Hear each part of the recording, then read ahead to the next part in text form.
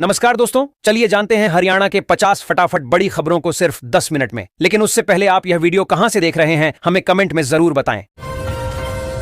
हरियाणा के छात्रों को बड़ी राहत। 10वीं के बाद 3 साल का डिप्लोमा अब 12वीं के बराबर। HSSC ने दूर किया कंफ्यूजन। हरियाणा कर्मचारी चयन आयोग ने स्पष्ट किया है कि 10वीं के बाद किया गया 3 साल का डिप्लोमा सरकारी नौकरियों के लिए 12वीं कक्षा के समकक्ष माना जाएगा। यह स्पष्टीकरण अभ्यर्थियों में योग्यता को लेकर फैली अफवाहों के बाद आया है। आयोग के चेयरमैन हिम्मत सिंह ने बताया कि यह डिप्लोमा सरकारी नियमों के अनुरूप वैध संस्थान से होना चाहिए। इससे कई युवाओं को सरकारी नौकरी के अवसर मिलेंगे।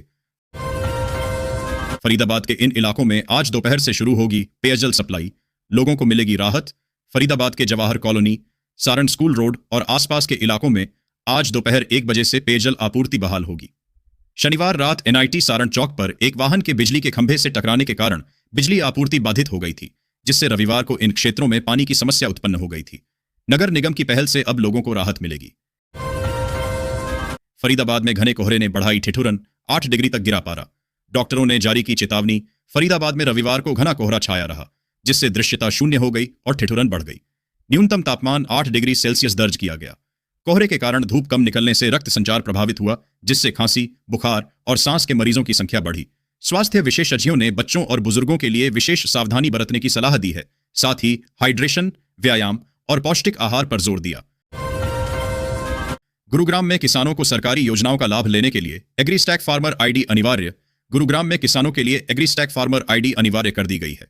उपायुक्त अजय कुमार ने बताया कि भविष्य में सभी सरकारी योजनाओं जैसे बैंक ऋण, PM किसान सम्मान निधि और फसल क्षतिपूर्ति का लाभ इसी ID के माध्यम से मिलेगा। गांवों में शिविर लगाकर किसानों को जागरूक किया जा रहा है और ID बनाने में मदद की जा रही है। पंजीकरण के लिए आधार कार्ड और फसल रिकॉर्ड आवश्यक हैं। हरियाणा में बदलने वाला है मौसम का मिजाज।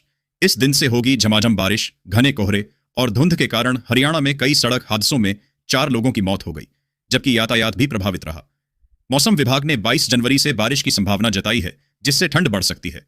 पहाड़ों में बर्फबारी से यमुना का जलस्तर घटा है, जिससे बिजली उत्पादन प्रभावित हो रहा है। किसानों को पाले से बचाव और सिंचाई के लिए सलाह दी गई है। हरियाणा में आवारा पशुओं के हमले पर आर्थिक मदद का ऐलान। दयालु 2 योजना से मिलेगा 5 लाख तक का मुआवजा। हरियाणा सरकार ने आवारा पशुओं के हमलों से होने वाली मौतों और दिव्यांगता पर आर्थिक सहायता देने का बड़ा फैसला लिया है। दीनदयाल उपाध्याय अंत्योदय परिवार सुरक्षा योजना दयालु 2 के तहत पीड़ित परिवारों को मुआवजा मिलेगा। नारनौल में हुई बैठक में अधिकारियों को त्वरित लाभ सुनिश्चित करने के निर्देश दिए गए। यह योजना हरियाणा के निवासियों के लिए है, जिसमें परिवार पहचान पत्र अनिवार्य है। आवेदन ऑनलाइन 90 दिनों के भीतर करना होगा। मारुति सुजुकी बुटाना ITI छात्रों को देगी हाई स्किल ट्रेनिंग। युवाओं के लिए खुलेंगे रोजगार के द्वार। मारुति सुजुकी ने हरियाणा के बुटाना स्थित ITI के साथ एक समझौता किया है। इसका उद्देश्य छात्रों को उच्च दक्षता वाला व्यावहारिक प्रशिक्षण प्रदान करना है, जिससे वे उद्योग की जरूरतों के अनुसार तैयार हो सकें। यह पहल मोटर मैकेनिक, वेल्डर जैसे 5 ट्रेडों के विद्यार्थियों को आधुनिक तकनीक और मशीनों का प्रशिक्षण देगी। इससे युवाओं के लिए रोजगार के नए अवसर खुलेंगे, खासकर मारुति के खरखौदा प्लांट के विस्तार को देखते हुए। हरियाणा में अवैध कॉलोनियों पर सरकार की सख्ती। स्पीकर कल्याण ने दिए कड़े कार्रवाई के संकेत। हरियाणा विधानसभा स्पीकर हरविंदर कल्याण ने अवैध कॉलोनियों के लगातार बढ़ने पर गहरी चिंता व्यक्त की है।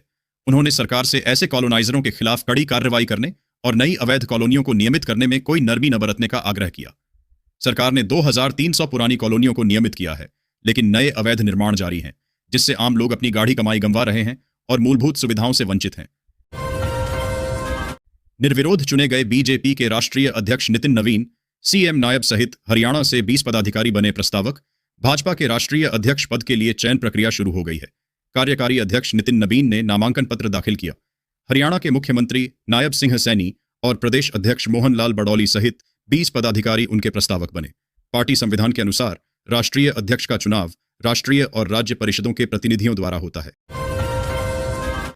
BJP में युवाओं का सम्मान, जेनजी का बढ़ रहा रुझान। नितिन नवीन के राष्ट्रीय अध्यक्ष बनने पर बोले अनिल विज ने कहा कि भाजपा युवाओं के लिए बेहतरीन मंच है और आंतरिक लोकतंत्र के कारण जेनजी को आकर्षित करती है। उन्होंने अन्य पार्टियों के विपरीत भाजपा की नीचे से ऊपर तक चुनाव प्रक्रिया की सराहना की। विज ने पश्चिम बंगाल की स्थिति पर चिंता व्यक्त करते हुए आगामी चुनावों में भाजपा की जीत की भविष्यवाणी की। HCS परीक्षा की तैयारी कर रहे युवाओं के लिए बड़ी खबर। एग्जाम की डेटशीट जारी। इस महीने में होगा इंटरव्यू। हरियाणा लोक सेवा आयोग ने HCS परीक्षा का पूरा शेड्यूल जारी कर दिया है।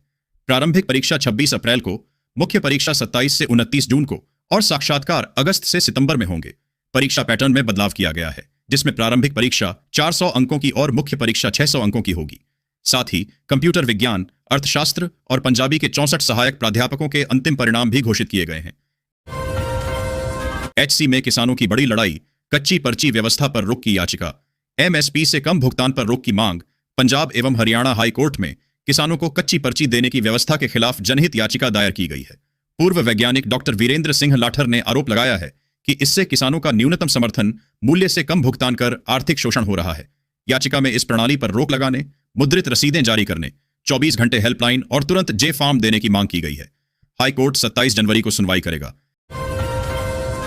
हरियाणा की नौकरियां सिर्फ हरियाणवियों को ही मिलें। कांग्रेस सांसद दीपेंद्र हुड्डा की नायब सरकार से मांग। दीपेंद्र हुड्डा ने कहा कि हरियाणा की नौकरियां यहां के युवाओं का अधिकार हैं। उन्होंने भाजपा से पूछा कि यदि बाहरी राज्यों के युवाओं को नौकरियां मिलेंगी तो हरियाणवी कहां जाएंगे। हुड्डा ने हरियाणा लोक सेवा आयोग के चेयरमैन को बदलने और किसी हरियाणवी को नियुक्त करने की मांग की। उन्होंने कांग्रेस सरकार के दौरान मंजूर हुए प्रोजेक्ट्स के दूसरे राज्यों में जाने पर भी चिंता जताई। हरियाणा पुलिस कांस्टेबल भर्ती, महीने की पहली तारीख को आधार मान होगी आयु की गणना। HSSC चेयरमैन ने दूर किया भ्रम।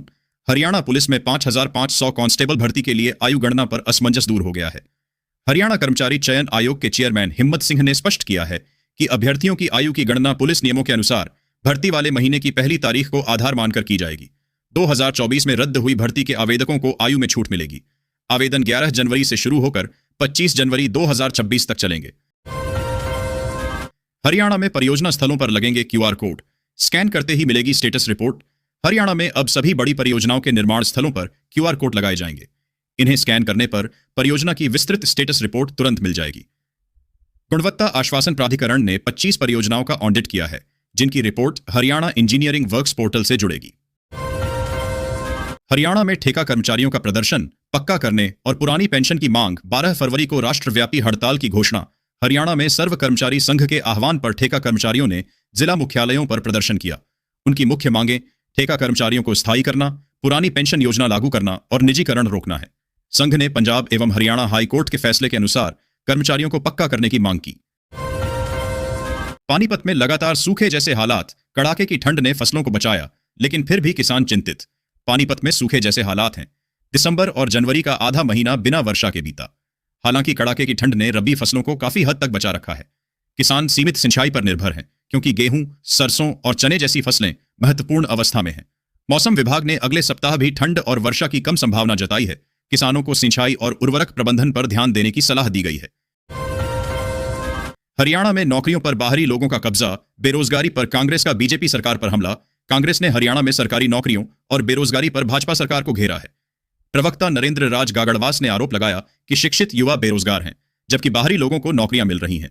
उन्होंने हरियाणा लोक सेवा आयोग के अध्यक्ष के बिहार से होने पर सवाल उठाया और मांग की कि इस पद पर किसी योग्य हरियाणवी को नियुक्त किया जाए, ताकि प्रदेश के युवाओं के हितों की रक्षा हो सके। छुट्टियों के बाद स्कूलों में फिर लौटी रौनक, लेकिन ठंड की वजह से कक्षाओं में 30% बच्चे गायब। फतेहाबाद में 19 दिन की शीतकालीन छुट्टियों के बाद स्कूल फिर से खुल गए, जिससे चहल पहल लौट आई। निजी स्कूलों में उपस्थिति ठीक रही, जबकि सरकारी स्कूलों में लगभग 30% विद्यार्थी कम दर्ज किए गए। शिक्षा विभाग ने सभी स्कूलों को MIS पोर्टल पर दैनिक उपस्थिति अपडेट करने का निर्देश दिया है, ताकि छुट्टियों के प्रभाव का विश्लेषण किया जा सके। पहले दिन बच्चों में उत्साह दिखा, जिन्होंने अपनी छुट्टियों के अनुभव साझा किए। 6 महीने तक गुरुग्राम वासियों की जेब पर नहीं पड़ेगा बोझ। डोर टू डोर कूड़ा कलेक्शन के लिए तय की एजेंसियां। गुरुग्राम में निजी एजेंसियां 6 महीने तक घरों से कूड़ा उठाएंगी। इस अस्थायी व्यवस्था के तहत निवासियों से कोई शुल्क नहीं लिया जाएगा। नगर निगम ने एजेंसियों को काम सौंपा है और स्थायी समाधान की तैयारी कर रहा है। कचरा संग्रह वाहनों की GPS से निगरानी होगी और पार्षदों को भी ऑनलाइन निगरानी की सुविधा मिलेगी। एकत्रित कचरा केवल निर्धारित सेकेंडरी पॉइंट पर ही डाला जाएगा। उल्लंघन पर सख्त कार्रवाई होगी। गुरुग्राम के ESIC अस्पताल में जल्द शुरू होगा ब्लड बैंक। मरीजों को मिलेगी बड़ी राहत। सेक्टर 9 स्थित ESIC अस्पताल में अगले महीने से ब्लड बैंक शुरू होगा। शासन की अनुमति और आवश्यक उपकरणों की उपलब्धता के बाद स्टाफ को प्रशिक्षण दिया गया है।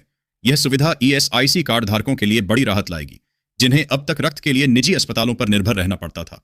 अस्पताल में प्रतिदिन हजारों मरीज आते हैं और यह नई सुविधा उनकी आपातकालीन जरूरतों को पूरा करेगी। डायलिसिस सुविधा भी जल्द शुरू होगी। छुट्टियों के बाद खुला झज्जर का सामान्य अस्पताल। दवाओं के टोटे की वजह से मरीजों को बाहर से खरीदनी पड़ रही महंगी दवाएं। झज्जर के सामान्य अस्पताल में 2 दिन की छुट्टी के बाद खुलने पर दवाओं की भारी कमी देखी गई। विटामिन डी, B12 और खांसी जैसी महत्वपूर्ण दवाएं उपलब्ध न होने से मरीजों को बाहर से महंगी दवाएं खरीदनी पड़ रही हैं, जिससे उनकी जेब पर अतिरिक्त बोझ पड़ रहा है। हड्डी, नेत्र और बाल रोग विभागों में भी मरीजों को परेशानी हुई। अस्पताल प्रशासन ने बताया कि दवाओं की मांग वेयरहाउस को भेज दी गई है और जल्द ही आपूर्ति बहाल होगी। महिलाओं को मिल रहा घर बैठे काम सैलरी 25,700 रुपये महीना। महिला वर्क फ्रॉम होम योजना उन महिलाओं के लिए शुरू की गई एक खास पहल है जो घर की जिम्मेदारियों के कारण बाहर जाकर नौकरी नहीं कर पाती, लेकिन आत्मनिर्भर बनना चाहती हैं। आज के समय में बहुत सी महिलाएं पढ़ी लिखी होने के बावजूद सिर्फ इसलिए कमाई से दूर रह जाती हैं क्योंकि उन्हें घर से बाहर काम करने का मौका नहीं मिल पाता। पीएम आवास योजना 2026 की नई लिस्ट जारी। प्रधानमंत्री आवास योजना के तहत गरीब, बेघर और कच्चे मकान में रहने वाले परिवारों के लिए 2026 की नई लाभार्थी सूची जारी कर दी गई है। अगर आपने पीएम आवास योजना के लिए आवेदन किया था तो अब यह जानना बेहद जरूरी है कि आपका नाम नई लिस्ट में है या नहीं। 20 जनवरी के बाद उगाएं यह 10 हरी सब्जियां। जनवरी माह में सब्जी खेती गाइड, ज्यादा मुनाफे की खेती। 20 जनवरी के बाद उगाएं यह 10 हरी सब्जियां। जनवरी माह में सब्जी खेती गाइड, ज्यादा मुनाफे की खेती। सब्जी की खेती में सही टाइमिंग ही सबसे ज्यादा मुनाफा दिलाती है। यदि आप 20 जनवरी के आसपास इन 10 सब्जियों की बुवाई करते हैं तो जब आपकी फसल तैयार होगी तब बाजार में आवक कम और मांग अधिक होने के कारण आपको बेहतरीन रेट मिलेंगे। न्यूनतम पेंशन 1,000 रुपए से बढ़ाकर 5,000 रुपए करने पर सरकार कर रही विचार देश के करोड़ों निजी क्षेत्र के कर्मचारियों और रिटायर्ड पेंशन भोगियों के लिए एक राहत भरी खबर सामने आ रही है। केंद्र सरकार एम्प्लॉयज पेंशन स्कीम के तहत मिलने वाली न्यूनतम मासिक पेंशन में बड़ी बढ़ोतरी करने की संभावना पर विचार कर रही है। करनाल में 15 साल में तीसरी बार दिसंबर-जनवरी में सूखा, बारिश की कमी ने बढ़ाई किसानों की चिंता। करनाल में पिछले 15 सालों में तीसरी बार दिसंबर और जनवरी का आधा महीना सूखा रहा है। हालांकि लगातार ठंड ने फसलों को फिलहाल बचा रखा है, लेकिन बारिश न होने से किसानों की चिंता बढ़ी है। विशेषज्ञों के अनुसार बाद में बारिश फसलों के लिए हानिकारक हो सकती है। घने कोहरे और ठंड से जनजीवन प्रभावित हुआ है, जिससे यातायात में देरी हुई। 3 महीने में ही टूटी पलवल के बगौला फ्लाईओवर की सड़क। 50 करोड़ के निर्माण पर उठे सवाल। पलवल के बगौला गांव में 50 करोड़ की लागत से बना फ्लाईओवर 3 महीने में ही जगह जगह से टूटने लगा है। सड़क पर दरारें और गड्ढे बन गए हैं, जिससे दुर्घटनाओं का खतरा बढ़ गया है। स्थानीय लोग निर्माण में घटिया सामग्री और भ्रष्टाचार का आरोप लगा रहे हैं। यह फ्लाईओवर दिल्ली आगरा राष्ट्रीय राजमार्ग 19 पर वाहनों के बढ़ते दबाव को देखते हुए बनाया गया था, लेकिन अब इसकी गुणवत्ता पर सवाल उठ रहे हैं। रेवाड़ी नगर परिषद में आज से प्रशासक संभालेंगे कार्यभार। मार्च में चुनाव संभव। नगर परिषद का 5 साल का कार्यकाल समाप्त होने के बाद आज से एसडीएम सुरेश कुमार बतौर प्रशासक कार्यभार संभालेंगे। वार्ड बंदी में देरी के कारण चुनाव मार्च या अप्रैल में होने की संभावना है। 22 जनवरी को चेयरमैन पद के आरक्षण पर बैठक होगी। गोहाना जींद रूट पर रोडवेज बसों के फेरे बढ़े, यात्रियों को मिली बड़ी राहत। गोहाना जींद रूट पर यात्रियों की सुविधा के लिए रोडवेज बसों के फेरे बढ़ा दिए गए हैं। निजी परिवहन समिति की बसों से जुड़ी शिकायतों के बाद यह कदम उठाया गया है। सुबह और शाम के समय नई बसें शुरू की गई हैं, जिससे नौकरी पेशा और विद्यार्थियों को जींद आने जाने में आसानी होगी। इससे यात्रियों को बेहतर परिवहन सुविधा मिलेगी और उन्हें काफी राहत मिलेगी। सोनीपत में 10वीं 12वीं की प्री बोर्ड परीक्षाओं का शेड्यूल बदला। आज से खुले स्कूल। सोनीपत में कड़ाके की ठंड के बाद सोमवार से सभी स्कूल खुल गए हैं। हरियाणा शिक्षा निदेशालय ने 10वीं और 12वीं की प्री बोर्ड परीक्षाओं की संशोधित डेट शीट जारी की है। अब 10वीं की हिंदी की परीक्षा 31 जनवरी को और 12वीं के गणित, जीव विज्ञान, राजनीति विज्ञान व पब्लिक एडमिनिस्ट्रेशन की परीक्षाएं 5 फरवरी को होंगी। यह बदलाव छात्रों को तैयारी के लिए अतिरिक्त समय देने हेतु किया गया है।